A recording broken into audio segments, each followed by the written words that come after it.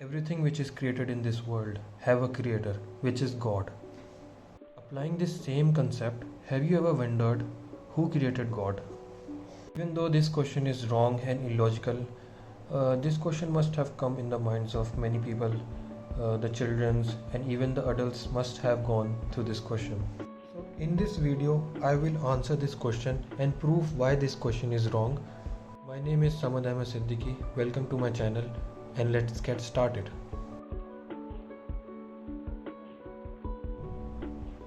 So the first point which comes in the argument of this question is that creator and creation can never be the same. With the help of an example, I will prove this point. So let's take the example of a painter and a painting. In this case, painting is the creation and the painter is the creator. Now let us compare the features of the painting and the painter. So the features of painting are it is 2D and the painter is in 3D. Okay, and then we can say that the painting is a creation because it can be created, which is created by the painter. So the painter is the creator in this case. And we can also say that the painting cannot speak or move, and also the painting has no power of its own. On the other hand, the painter can speak, walk, think, because she is a human being, and also he have power of its own.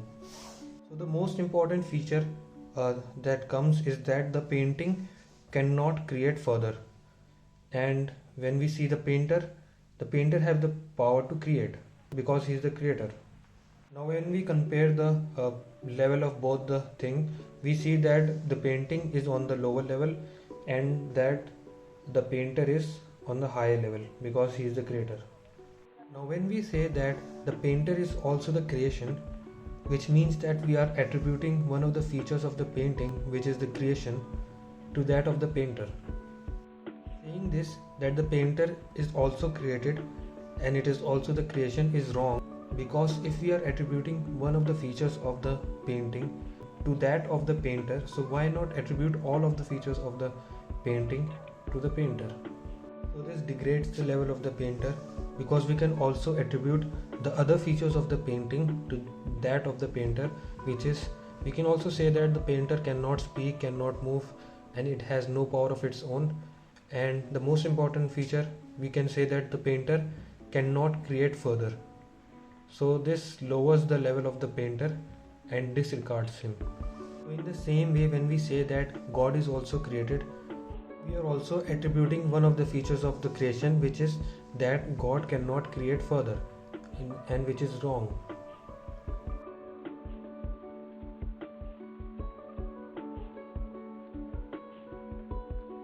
Here we know that human beings are created by God, but now we want to know that who created God. So let us say that God was created by some God too. But here is the problem. Why stop this question at here only? There must be someone who created God too also. So there should be another question that who created God too, and in the same way there should be another question that who created God 3. So at the end, the person asking this question will keep on asking the same question, and he or she will eventually end up in a never-ending loop of questions.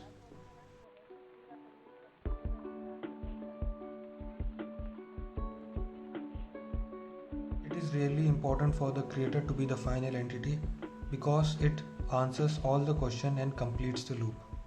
Let me explain this point with an example. In this example, there is a man and he wants to find out that what is the thing that is pulling this train. He starts his journey from the end of the train.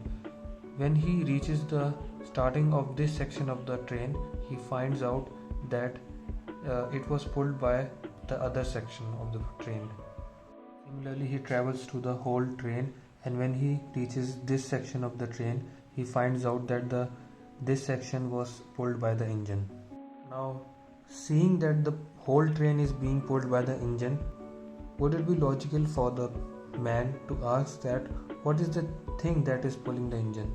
So the answer to this question is that nothing is pulling the engine, because engine itself is a final and complete entity and it doesn't require anything to be pulled by, and it is the one which is pulling the whole train. In the same way, we can say that God doesn't require anything to be created by, and God itself is the final and complete entity, which means that there is no creator of God. Here's another quick example to prove this point. Writing infinite zeros on a piece of paper doesn't have value of its own, but the moment we add 1 at the end of those zeros, it gives a value to the whole number. So in the same way, we can say that God must be the final and complete entity. He is the only creator and there is no one who have created him. I hope this answers all your questions and doubts. Thank you for watching this video.